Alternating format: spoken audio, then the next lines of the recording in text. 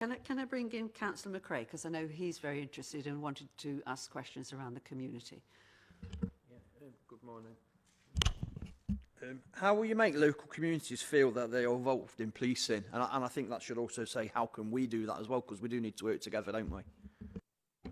We do, yeah, that's right. And I think I probably answered that question a little bit when I responded to Councillor Lee. So, you know, for me, it's around, you know, when I purposely say feel safe and listen to, you know, I make that differentiation. I think it's important.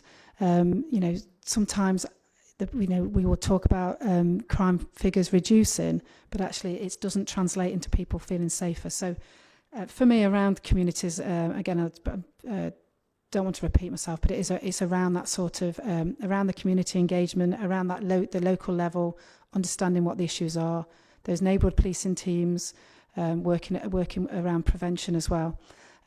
But again, you know, for me, it's all also around that the feedback as well, and you know, from yourselves understanding if things have gone wrong, we need to know about that. We need to and face up to those things. I'm a great believer in, you know, accepting when we have made mistakes, because if we don't accept when we've made them, we'll never learn from them. But you know, that's when I talk about that sort of transparency as well.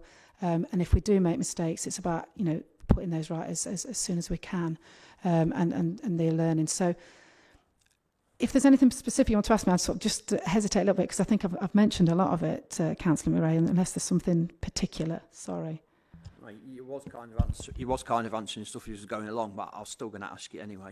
You know, I think we're very lucky in Broxtowe. We've got a cracking police team, and I can't speak for other areas because I'm sure they're good as well. I don't know them, but the ones in Broxtowe are really good, and you'll always hear me thanking them.